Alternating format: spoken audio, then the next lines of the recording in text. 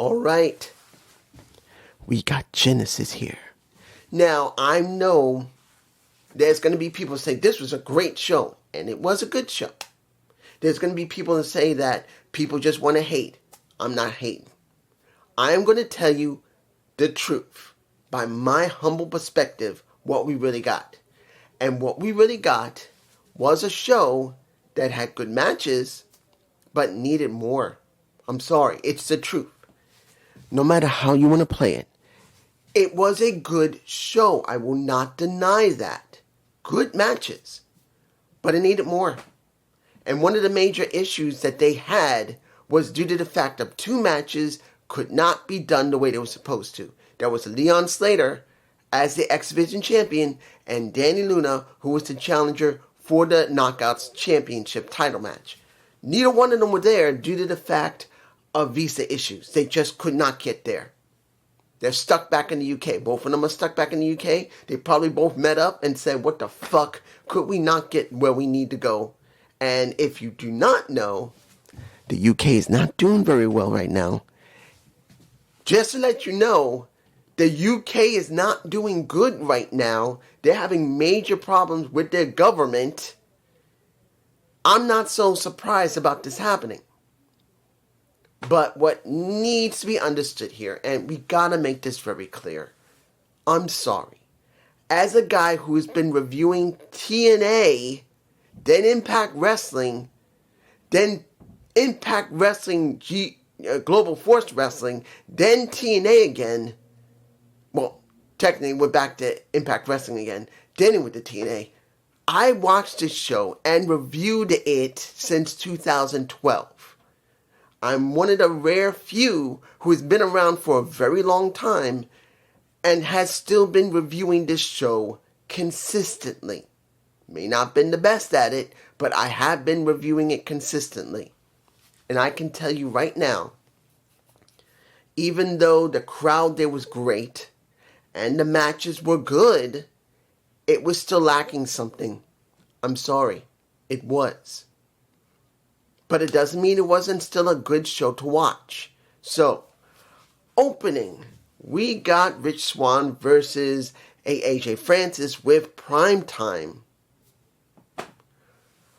I can understand with AJ, he has done music. He's done his own album, and that's the reason why he wanted him there.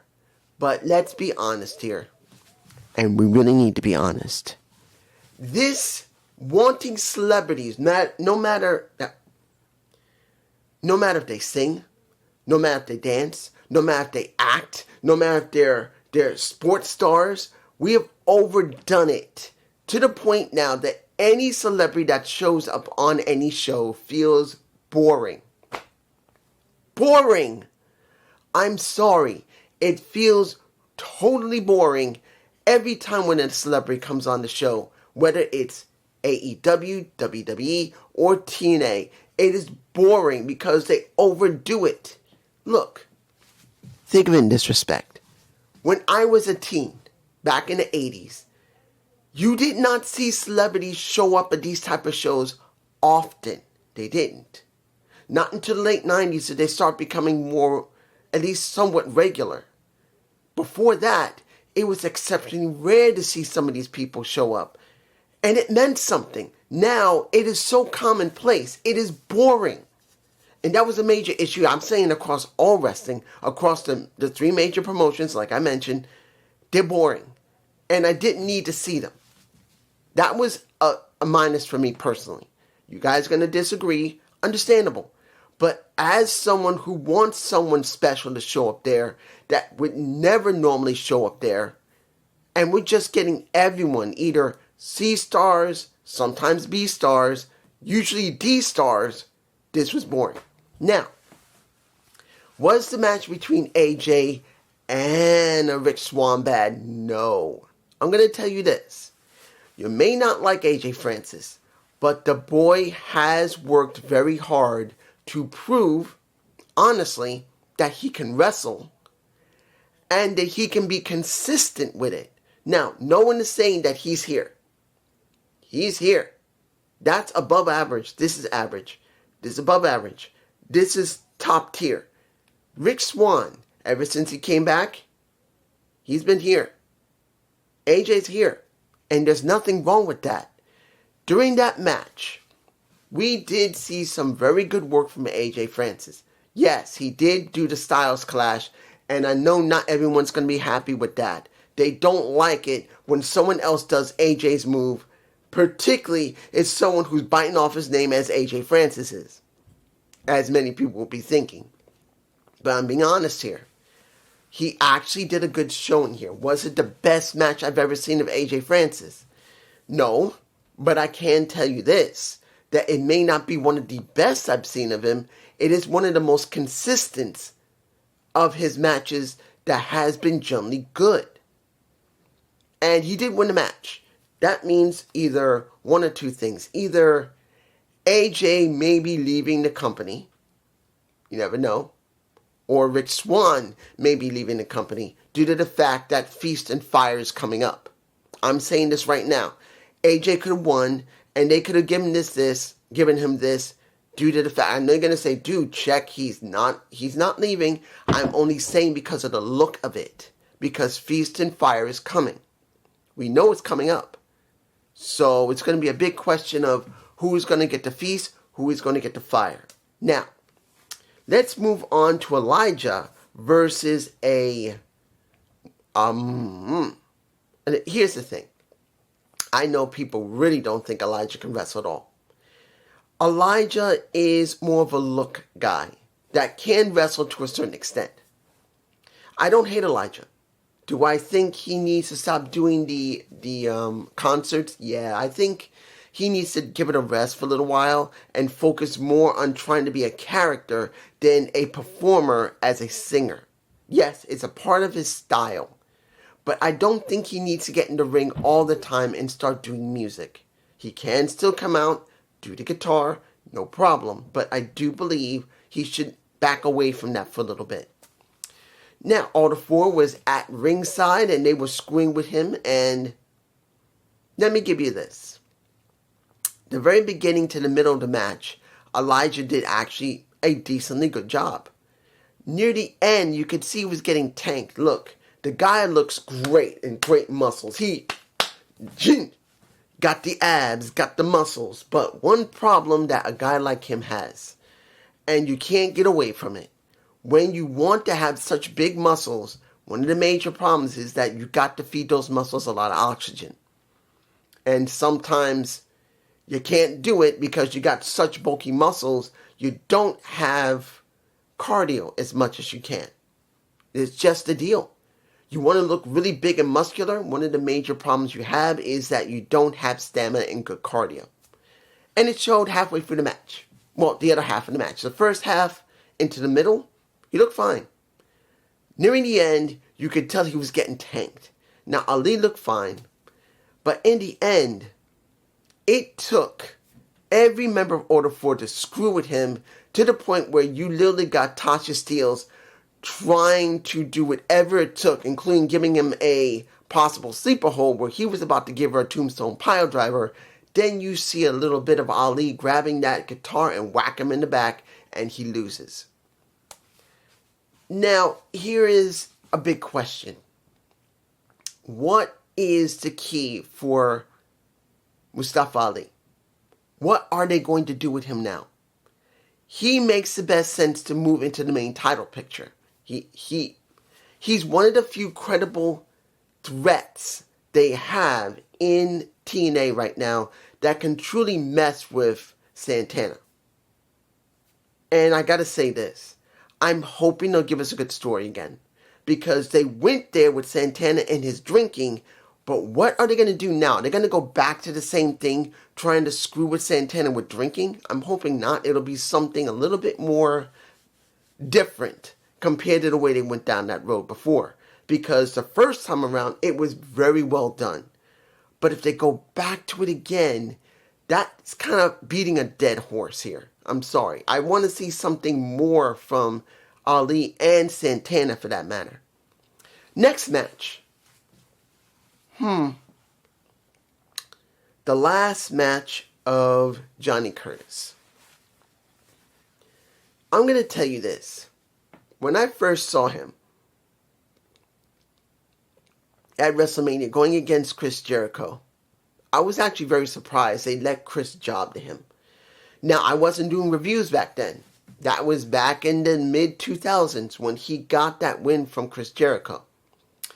But I wondered, why would they do that? What would be the gift for Fandango when he first came out? And seeing over the years that he had been a good wrestler, but a better comedian, has always been something I've been mindful of. Breezango was the most fun thing I saw on SmackDown next to New Day. And I believe Breezango with Tyler Breeze and Fandango was better than the New Day. It just was. And believe me, I love me some New Day. But I truly believe that they were the most fun there. And then when he showed up on TNA and did I Hate Pro Wrestling, wasn't a bad gimmick. But now seeing that he had reached this point where he didn't need to do the gimmick anymore, he'd just be himself, this part of his run, leading to the end of this match, made sense, at least for me personally, that he had done this since he was 16, he's done it for 27 years, and he wanted to go out with his best friend, wrestling him, and literally putting it all on the... Literally, he was doing moves that you would not seen Fandango do in a long time. Let's make it clear. When he was Fandango, he did some of those moves. When he was Johnny Curtis, he would do some of these moves. But now Dirty Dango going to just Johnny. I'm just going to call him Johnny. He literally used everything he ever used, including a little bit of Chris Jericho. He did he did one Walls of Jericho, and he did a Code Breaker. I felt that to be really a good thing that showed that he did get influenced by Chris Jericho. He did get influenced by other people. Now, I want to make this clear. What type of story was this? Well, this was WrestleMania, I believe it was WrestleMania 27, my mistake. I do believe it's WrestleMania 27 and 25. I can't remember the actual number of Undertaker. No, not Undertaker. It is HBK and Ric Flair. But as you know, in this situation, it was not that we had an older wrestler working with a semi-older wrestler, and he was letting him go. It was about two friends, no different than, well, let me give it like this. HBK loved Ric Flair like a dad. He did. And in this situation, it was similar, but it was like best friends who basically are brothers. And they did go down that route. Look what we got. We had three. How do I feel about the last part of the third Boston Knee Party where Johnny Curtis is going like that? Because unlike him, when Ric Flair was standing, he was going like this. People are going to compare. Let's make it clear. They're going to compare it. But Johnny Curtis is going to do the way he was. He got 3 Boston Knee Parties to the face. And I felt that was the best thing. But I was surprised about one thing, though. Why didn't he take off his boots? I would have thought that the best thing would be for Johnny to take off his boots and walk to the back with them off. But maybe it was due to the fact there was time constraints and he could not do that. Or he legitimately just didn't want to remove his boots and be like every other wrestler. He just wanted to do this match and then retire. It was a little surprising he didn't do it. For me personally, I didn't hate it, but I was surprised. And it was obvious people were really happy. The fans were really in Johnny's corner, even when you see Eddie clapping for the people to clap for him. They really wanted to make people understand that legitimately this isn't a joke. Johnny Dango Curtis is retiring, and they wanted to be about him. And I felt it was done pretty well. Admittedly, like I said, it was surprising that he didn't just remove his boots like everybody else, like John Cena, like the Dudleys, like anyone else, like Sammy Callahan. He just chose not to be that traditional. Are you going to complain about it? Maybe, but I'm alright with it. Next, the tag match of the Righteous versus the Hardys. I know I'm jumping around because there was a lot of matches here. I want to get this done because I'm not sure how I feel about this match. You would think there would be some type of screwy ending. You would think maybe the Righteous would win against the Hardys. I knew they wouldn't, because why would the Hardys drop them now? Because TNA really is banking on the Hardys' credibility to bring in people. I'm sorry. If you think the Hardys are not that strong during these years, that's not true, because a lot of press, it has been around the Hardys being champs. May not be a lot of press, but it is a good amount of press. But the question here is, what are we going to get with the Righteous now that they lost? And the key here is, this was a very interesting match to see how the Righteous was going to respond.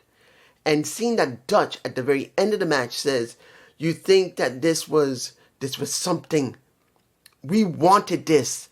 Well, technically he's trying to say, yeah, I'm messing up. We wanted this match. We wanted to feel pain from you. And we wanted to prove that you were the greatest. But the question here is this. Where are they going to go with this? The obsession here would have been either the Righteous were completely wiped out, or the Righteous were going to get the win here. I'm sure a few people really thought the Righteous was going to win. I didn't really think it, but I wasn't sure what the Righteous was going to do.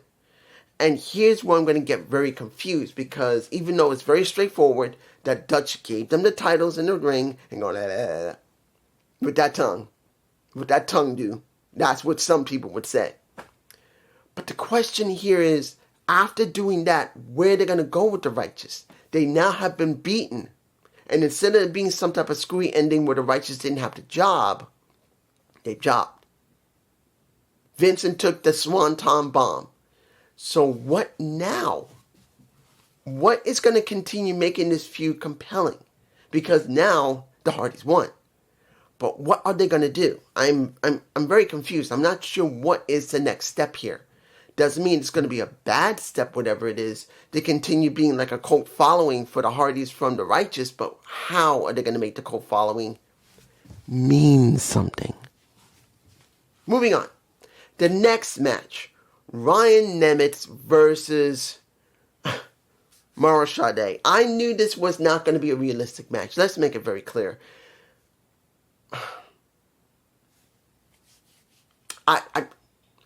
I'm trying not to say this match was shit, because it wasn't.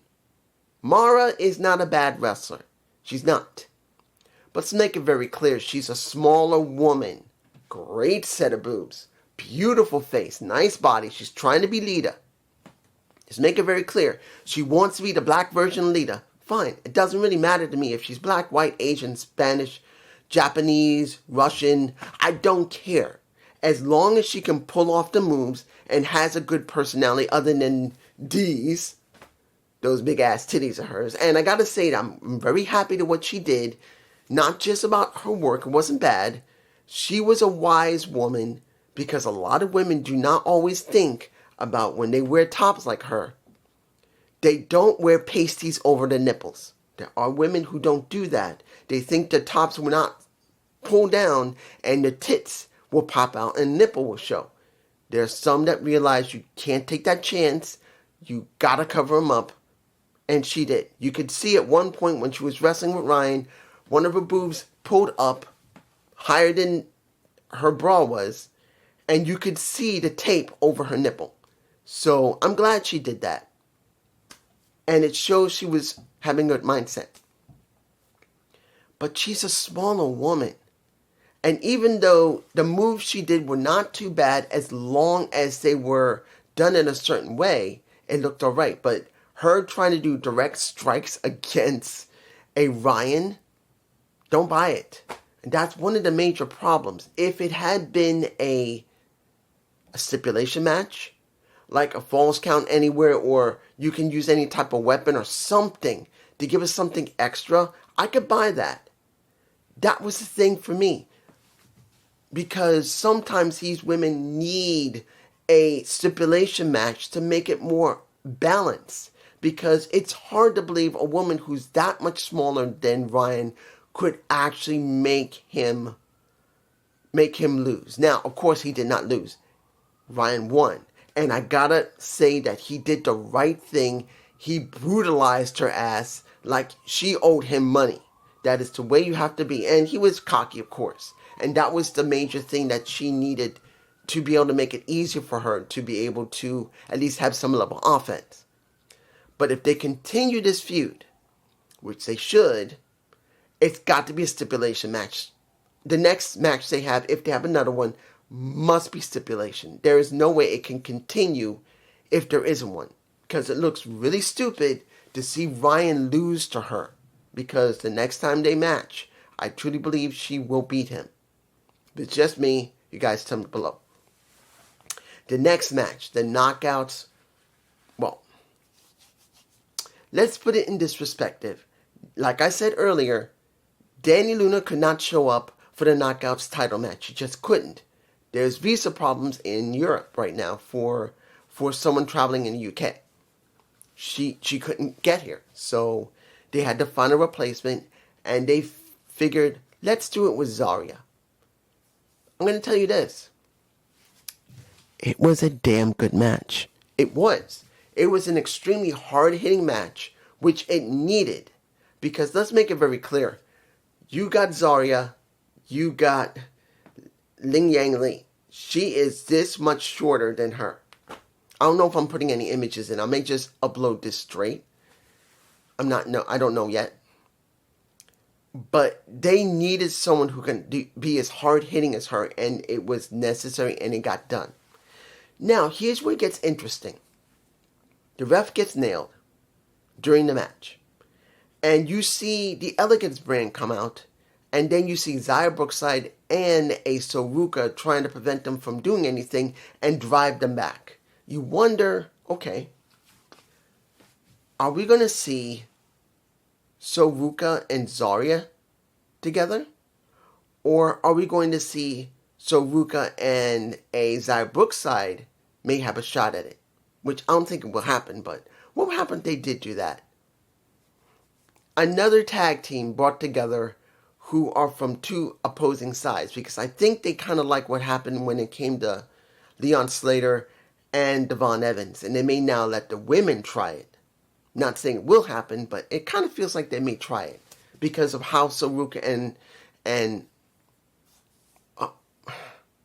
I do not believe Zarya and Ling Yang Li will be a tag team. I just don't see that happening. But I do see Soruka and Xia may try it once. If the way that... let me give it like this. Zarya was pissed that she lost. But she was respectful and raised Ling Yang Li's hand up. But then, what did we get? Elena Black showing up. And Zarya just disappears. And you see up the ramp, I don't know if I'm going to put an image of her up close and personal where those boobs are hers. But if it is, you'll see her. I will say this. It was okay seeing her there because she needed to show up because they need someone for Ling Yang Li as the next opponent. But I am hoping they will take their time and not rush this. Let Black have more than a few matches. Let Black look good. Because they did that with Tessa Blanchard, and that was a big mistake. They rushed her into they rushed her into the main title picture. It wasn't that it mattered that she won.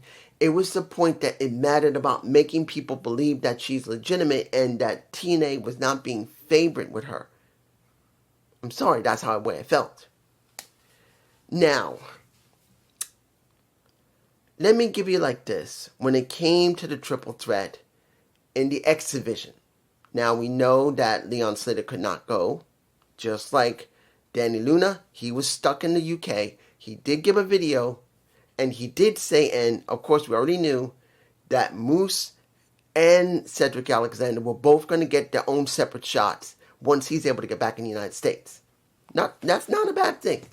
And under the circumstances, that's actually a good thing because you can build content behind that if they don't rush it, which I think lately TNA have been rushing things due to the fact they want to continue giving some type of content for NXT.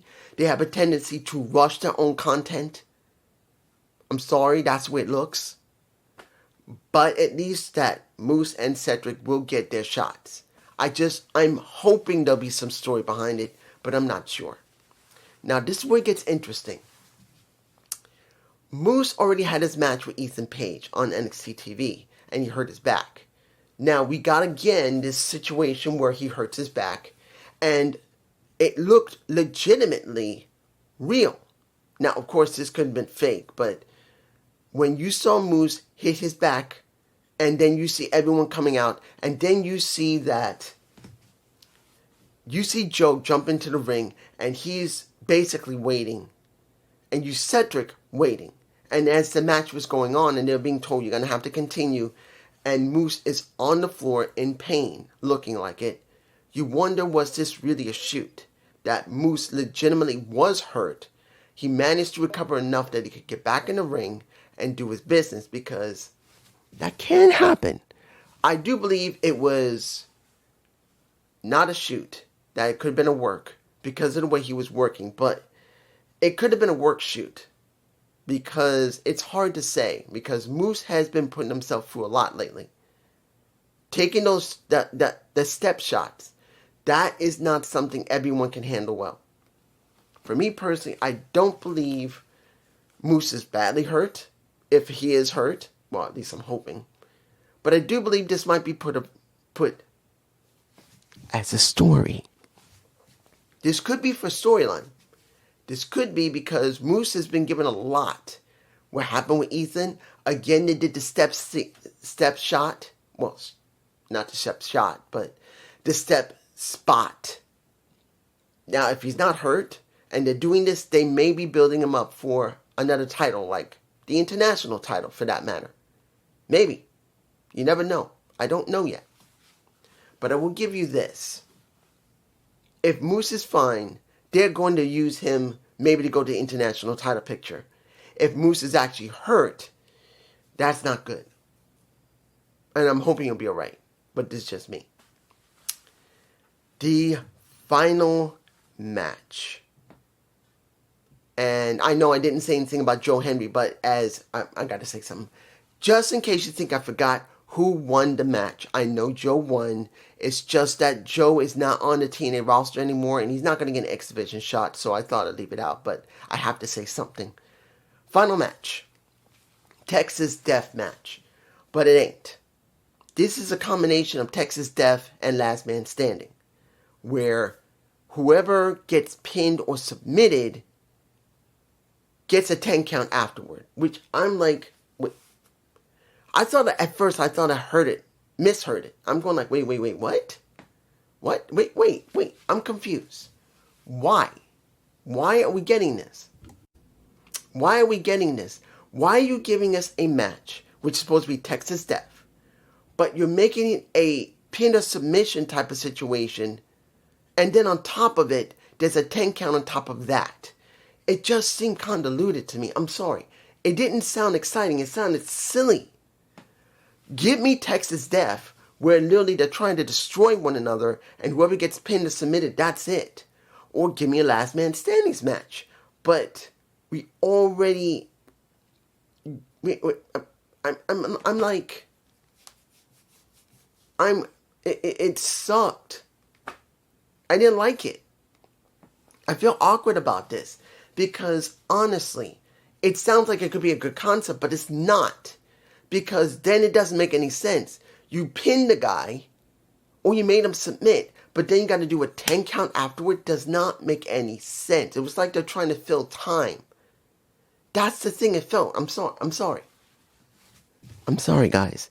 It feels like they were just doing this add-on to the match to fill time. And it didn't need to be. Just give me a Texas Death Match or Last Man Standings match. And, of course, you got Nick, I'm about to say Ryan, you got Nick as the special guest referee, which you knew that there was a good chance he was going to try and screw over whoever won and then try to cash in afterward. And either they were going to be able to do it, which I didn't think it was going to happen, or that person was going to win, which I kind of said on Thursday when it came to Santana. Now, was it a bad match? No. Now, I am going to say this. I was very worried about Kaz when he got his head smashed into those two steps. I mean, not steps. You know, the thing that's making me botch is that it felt like that spot did not need to happen when Kaz was put into a pile driver and then you see the two steps and his head went in between them both. And he was already bleeding from which ear? His right ear already. He was already bleeding from his right ear because it got cut. But his head's there. I think he might have been a little concussed. Or pretty dazed. I'm not kidding. I'm not kidding. I'm sorry if I'm loud. I'm not kidding. I think he might have actually gotten dazed. Because when his head hit both sides of those chairs and they did not bend in, I got the way it should have been. I got legitimately worried that he might have been concussed or very stunned because he literally was going like this. And I think he began to get lumps on his head. Legitimately on both sides of his head. It looks like he was beginning to get lumps. And oh my gosh, please, I hope he's not hurt. Of course, the match was not bad. It was alright. But in the end, after his hand was raised, you see Nick trying to cash in because he nailed him. And when he called for a ref, Santana got up, nailed him. And that didn't happen. No cash in. I'm sorry. Didn't like the match. It wasn't that the match quality was bad, but the concept of the match did not work with me. Last Man Standing, fine. Texas Death Match, fine. Don't combine the two. It sucked. And then it was predictable when it came to Nick. Overall, did I like the show? It was alright. I liked it. Was it great? No. It needed something extra. I'm sorry, guys. I'm going to say this. It was good, but it needed something extra. And I don't know what it was. It was good. I cannot tell. I'm not going to tell you that this show was bad and it sucked, because it didn't suck. Now, admittedly, seeing a rematch of these two guys in a stipulation match that was stupid did not help it. I'm sorry. You had the match on AMC where you shouldn't have had that match. And you're going to say, dude, they needed something extra. They needed more star power. Well, why didn't they ask WWE for something extra? They needed something extra. They only did 3 matches. They could have had something extra there.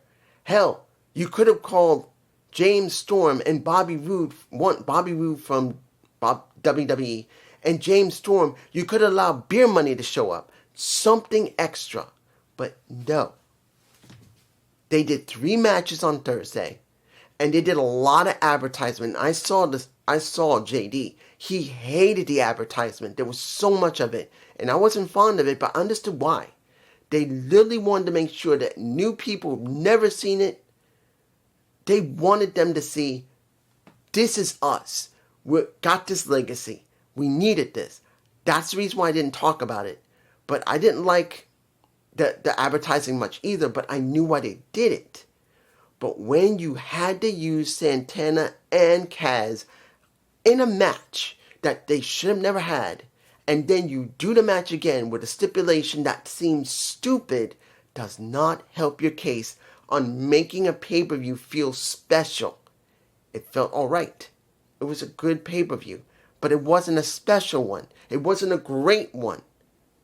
You needed more. But it's just me, and I hope you enjoyed this Genesis review. Give me a comment below. Peace.